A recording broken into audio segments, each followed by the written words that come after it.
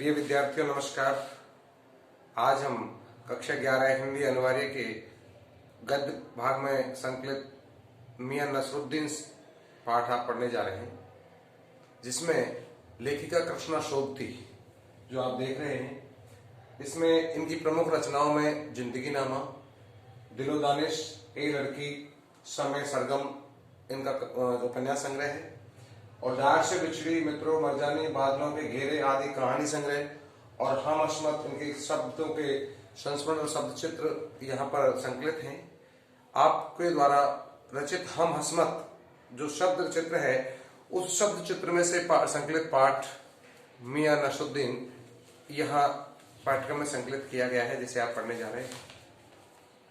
हम देखते हैं कि यहाँ पर किस तरह से इस मियां नसरुद्दीन पाठ में खानदानी नानवाई, जो कि मियां नसरुद्दीन के व्यक्तित्व, उनकी रुचियां और उनके स्वभाव को बताया गया है। मियां नसरुद्दीन अपने मसीही अंदाज में रोटी पकाने की कला और उसमें अपने खानदानी महारत को बताते हैं। वे ऐसे इंसान का भी प्रतिनिधित्व करते हैं जो अपने पेशे को कला का दर्जा देते हैं और करके सीखने को ही असली हुनर मानते हैं। इसी बात को बताने का प्रयास किया गया है इस मियां नसरुद्दीन पाठ में। देखिए, हम पाठ शुरू करते हैं। आप अपनी पुस्तक में देखें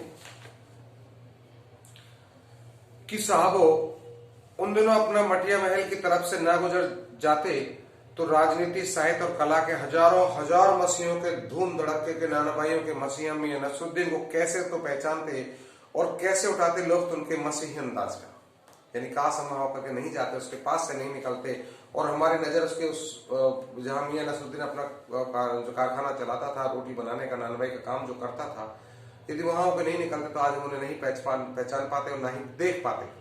पर इत्तेफाक माने कि हम वहां पर जा रहे थे, हमारी नजर वहां पर पड़ गई।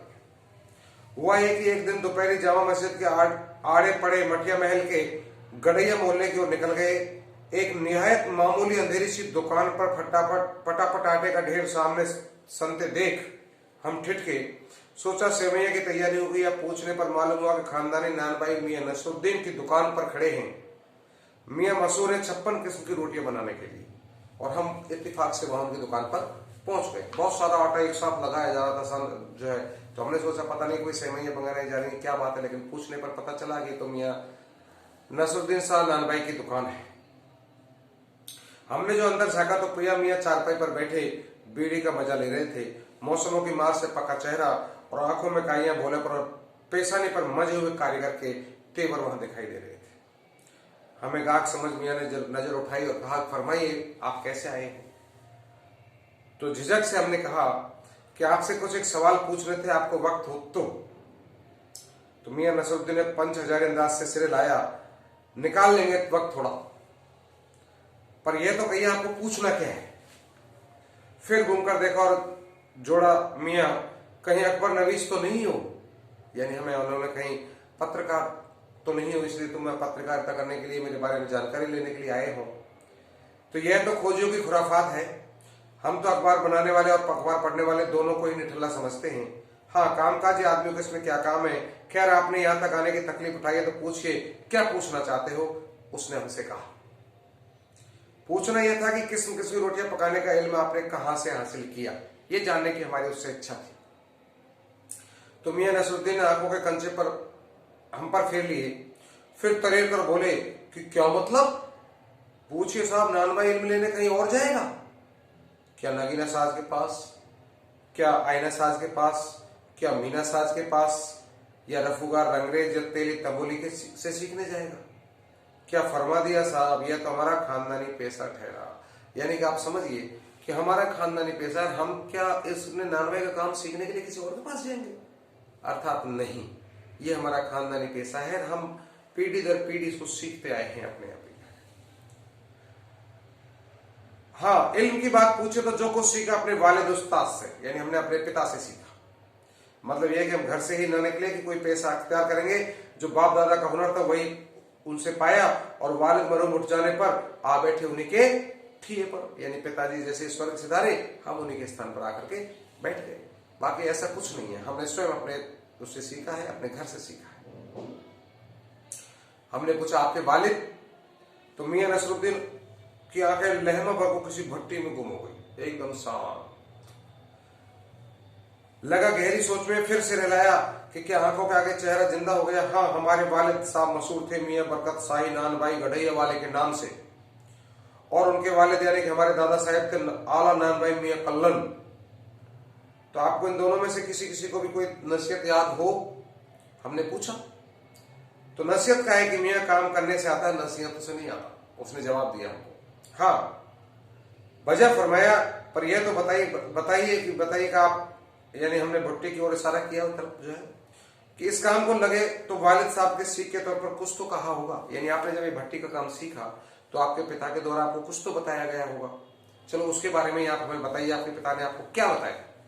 तो उसका हाजिर जवाब देखिए किस तरह से मियां नसरुद्दीन अपने जवाब से हमें तकल्लुफ करता है। नसरुद्दीन साहब ने जल्दी से 3 कस खींचे अपनी बीड़ी में, फिर गला साफ किया और बड़े अंदाज से बोले कि अगर आपको कुछ कहलवा नहीं है तो बताई दे देते हैं। आप जानो, जब बच्चा उस्ताद के पढ़ने बैठता है तो उस्ताद क्या कहता है उसे? कहे आलिफ, तो बच्चा कहता है आलिफ। कह बे, बच्चा कहता है बे। कह जिम, बच्चा कहता है जिम। यानी इस तरह से उस्ताद जो कहता है वही वो बालक करता है, वही स्थिति थी। तो इस बीच उस्ताद जोर का एक सिर हाथ सिर पर मारता है और शागिर्द चुपचाप परवान करता है। यानी समझे साहिब, एक तो पढ़ाई ऐसी होती है और एक दूसरी पढ़ाई क्या होती है कि बात बीच में छोट सामने से गुजरते मीर साहब को आवाज डाली, कहो भाई साहब सुबह ना आना हुआ, पर क्यों? दूसरी बात वो हमें बता, तो उससे पहले दूसरा एक मीर साहब आ गए और उन्होंने, अर्थात मियां नसरुद्दीन ने मीर साहब को आवाज लगा दी कि मीर साहब ने फिर हिलाया, मियां अभी लौट के आते हैं तो बताएंगे कहां से आ रहे हैं, कैसे आ रहे हैं, अभी हमें जाना है। तो अब दूसरी पढ़ाई की बात कुछ कह रहे थे। इस बार मियां नसरुद्दीन ने यूं से हिलाया कि सुकरात हो या एक दूसरे की पढ़ाई भी होती है। सुनिए, अगर बच्चे को भेजा मदरसे तो बच्चा अब दूसरे तरह का तरीके बताते हैं हमें, वो कैसे होती है पढ़ाई, कैसे सीखते हैं लोग कि ना कच्ची में बैठा पक्की में, ना दूसरी में, और जा बैठा तीसरी में। यानी LKG UKG फर्स्ट क्लास आज के लेवल से देखें तो ये कोई नहीं पढ़ी, सीधा तीसरी क्लास में जा पहुंचा।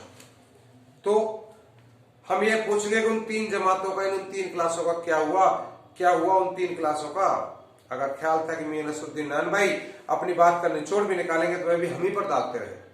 आप ही बताइए उन 2-3 जमातों का क्या हुआ? हमने भी पूछ लिया, चलो आप ही बता दो भाई। पहली क्लास, दूसरी class, LKG UKG nursery pre nursery so class अपन आज के समय देखते हैं। फर्स्ट सेकंड क्लास नहीं पढ़ी और सीधा तीसरी क्लास में पहुंच गया, तो उन 2 क्लासों का क्या हुआ जो पीछे नहीं पढ़ी? तो उन्होंने हमने पूछना चाह, कहने लगे वो कि ये बात मेरी समझ के तो बाहर है।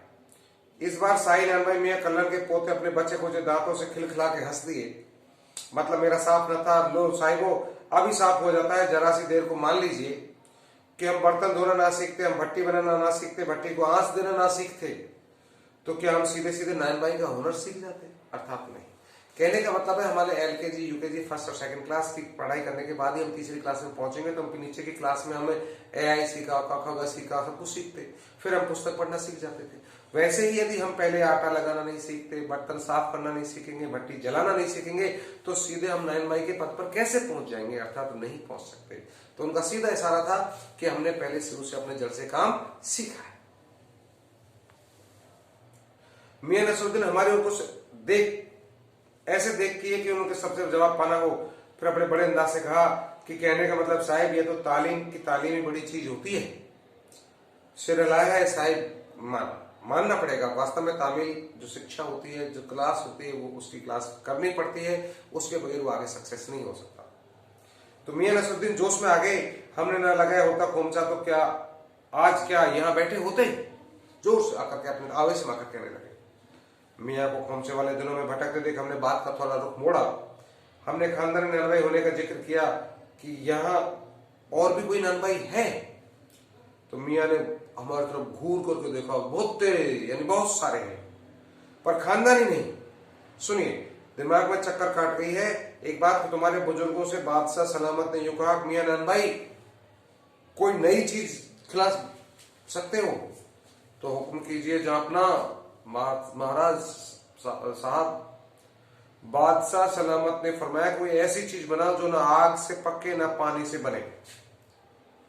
क्या उनसे बनी ऐसी कोई चीज, हमने पूछा। बोला क्यों ना बनती साहिब, बनी और बादशाह सलामत ने खूब खाई और खूब सराही। लगा हमारा आना कुछ रंग लाना चाहता है। बेसब्री से पूछा यह पकवान क्या था, कोई खास ही चीज होगी, बता, हमें भी बता दो भाई ऐसी कौन सी चीज थी जो ना आग में पके ना पानी से बने और बादशाह ने खाई और बहुत सराही, उसकी प्रशंसा भी की। कौन सी चीज है वो बताओ हमें जरा। तो देखिए क्या अंदाज में जवाब दिया मियां नसरुद्दीन ने कि मियां कुछ देर सोच में खोए रहे। सोचा पकवान पर रोशनी डालने को कि क्या नसरुद्दीन साहब बड़ी रुखाई से बोले कि यह हम ना बताएंगे, बस आप इतना समझ लीजिए कि ये कहावत है ना कि खानदानी नानभाई कुएं में भी रोटी पका सकता है। तो कहावत जब भी गढ़ी गई हो हमारे बुजुर्ग के कर्तव्य पर ही पूरी उतरती है। यानी कुएं में भी रोटी पका सकता है, पानी में रोटी कैसे पकेगी भाई, संभव ही नहीं। यानी अनहोनी को भी होने करने की ताकत हमारे पूर्वजों के अंदर थी। मजा लेने के लिए टोका हमने। कहावत ये सच्ची भी है कि झूठी है? तो मियां ने तरेरा और कहा क्या झूठी है? आप ही बताइए, रोटी पकाने में झूठ का क्या काम? झूठ से रोटी पकेगी क्या? पकती देखी है कभी? रोटी जनाब पकती है आंच से, समझे? यानी कि उन्होंने स्पष्ट कर दिया कि रोटी तो आंच से ही पकेगी भाई। हालांकि कहने का तात्पर्य, कहावत का तात्पर्य था अनहोनी को होने करने की क्षमता हमारे पूर्वजों के अंदर थी, इसलिए वो खानदानी नानभाई के नाम से जाने जाते थे। और नानभाई बहुत हैं लेकिन वो खानदानी नानभाई नहीं है। खानदानी नाई का यदि तगमा मिला है तो वो हमें मिला है। सिर हिलाया पड़ा, हमने सिर हिलाना पड़ा, ठीक फरमाते, सच बात है। इस बीच मियां ने किसी और को पुकार लिया कि मियां रहमत इस वक्त किधर गो? अरे यह लोनिया आई रुमाली लेने, शाम को मंगवा लीजिएगा। यानी और किसी लड़की के बारे में नाम लेकर के बोल दिया कि चलो वो भी रोटी लेने के लिए आई थी, क्यों नहीं आई, उनको भी दे देते हैं मुझे। तो मैं एक बात और आपको बताने की जहमत उठानी पड़ेगी, हमने कहा। मियां ने एक और बीड़ी सुलगा ली कि सो कुछ फुर्ती से पागे थे। पूछे, अरे बात हुई तो पूछेगा, जान तो ना लेवेंगे, उसमें भी क्या देर, 70 के हो चुके हैं। फिर जैसे अपने से ही कहते हो वालिद मरूम तो पूछ गए 80 पर कि मालूम हमें इतनी मोहलत मिले ना मिले। यानी हमारे वालिद जो थे वो 80 पार करके चले गए, अब 70 पर हम पहुंच गए। हो सकता है हमें 80 की उम्र पाए ना पाए। आप पूछिए क्या पूछना चाहते हो। इस मजबूर पर हमसे कुछ कहते ना बनाया तो कहा कि अभी यही जानना था कि आपके बुजुर्ग ने शाही बावर सिखाने में तो काम किया ही होगा। मियां ने बेरुखी होकर, यह बात तो पहले ही हो चुकी है। हो तो चुकी साहब, पर जानना यह था कि दिल्ली के किस बादशाह के यहाँ आपके बुजुर्ग काम किया करते थे, हमें उस बादशाह का नाम बता दो। तो अजी साहब क्या बात, बाल की खाल निकालने पर तो ले कह दिया कि बादशाह के यहाँ काम किया करते थे, सो काफी नहीं है क्या? हम खिसियानी हंसे हंसे, है तो काफी, पर जरा नाम लेते तो उस वक्त से मिलान कर लेते कि उस समय के वक्त पे क्या वो बादशाह हुआ था, तो वक्त से मिला लेते। वाह खूब, पर किसे मिलाते जनाब, क्या वक्त से? मियां हंसे जैसे हमारी खिल्ली उड़ाते हो। वक्त से किसी ने मिलाया है आज तक? खैर पूछे किसका नाम जानना चाहते हैं? तो दिल्ली के बादशाह का ही ना। उसका नाम कौन नहीं जानता, जो अपना बादशाह सलामत ही ना। कौन सी, बहादुर शाह जफर की बात कर रहे हैं? हमने कहा। मियां ने खींच कर कहा, फिर अलग पलट के वही बात लिख लीजिए, बस यही कि नाम आपको कौन बादशाह के नाम चिट्ठी रुक कर भेजना है कि डाक खाने वाले के लिए सही नाम पता ही बताना है। हमें बिटर बिटर अपनी तरफ देखते पाया तो सिर हिलाकर अपने कारीगर से बोले, अरे ओ बब्बन मियां, भट्टी सुलगा दो तो काम से निपटे। कारीगर बब्बन मियां कौन है साहब, हमने पूछा। तो मियां ने रुखाई से जैसे फांक के 2 काट की हों, अपने कारीगर और कौन होंगे, फटाक से जवाब दिया। मन में आया कुछ पूछ ले, आपके बेटे बेटियां हैं, पर मियां नसरुद्दीन के चेहरे पर किसी दबे हुए अंदर के आसार देख ये मजबूर न छेड़ने का हमने फैसला किया था। आगे हमने उससे कोई वार्तालाप नहीं की। इतना ही कहा कि ये कारीगर लोग आपकी शागिर्दी करते हैं, यानी आपके कहे के अनुसार काम करते हैं। खाली शागिर्दी नहीं साहब, गिन के मजदूरी देता हूं मैं इनको। 2 रुपए मन आटे की मजूरी और 4 रुपए मन मैदे की मजूरी। हाँ, तो ज्यादातर भट्टी पर कौन सी रोटियां पका करती हैं? तो मियां को इन सब मजमून में कोई दिलचस्पी बाकी ना रही थी। फिर भी हमसे छुटकारा पाने के लिए वो बोले कि बाकर खानी, शोरमल, ताफ्तान, बेसनी, खमीरी, रुमाली, गाव, दीदा, गाजेबन, तुनकी। फिर तेवर चढ़ा हमें घूर कर कहा कि तुनकी पापड़ से भी ज्यादा महीन होती है। महीन, हाँ किसी दिन खिलाएंगे आपको, आप आना। इस तरह से मियां नसरुद्दीन ने हमको इनवाइट भी किया। तो एक मियां की आंखों का आगे कुछ कौंध गया, एक लंबी सांस भरी और किसी गुमशुदा याद को ताजा करने को कहा। उतर गए वो जमाने और गए वो कदरदान जो पकाने खाने की कदर करना जानते थे। मियां अब क्या क्या रखा है, निकाली तंदूर से निगली और हजम। यानी पहले के खाने वालों के जो तजुर्बे थे वो अलग थे, आज खाने वाले का शौक इतना नहीं रहा। मियां नसरुद्दीन यही बात बताना चाहते हैं कि पहले जब राजा महाराजाओं का जमाना था तो किस तरह से लोग वो खाने के शौकीन हुआ करते थे और हमारी इनकम भी उससे दुगनी चौगुनी आठ गुनी हो जाती थी। लेकिन आज खाने के शौक नहीं, रस रोटी पकी निगली और हजम, कोई स्वाद को नहीं जानते। पहले के लोगों की तरह तरह की रोटियां मंगा करके हमारे एक जो बिजनेस एक धंधा था ये अच्छे से चलता था। लेकिन आज ऐसा कुछ देखने को नहीं मिलता। जनाब आप क्या खाएंगे और क्या बनवाएंगे हम नहीं कह सकते। ऐसा कहते हुए ही वो वहां से चल दिए। इस तरह आज ये पाठ यहीं पर समाप्त होता है। आप सभी के लिए धन्यवाद।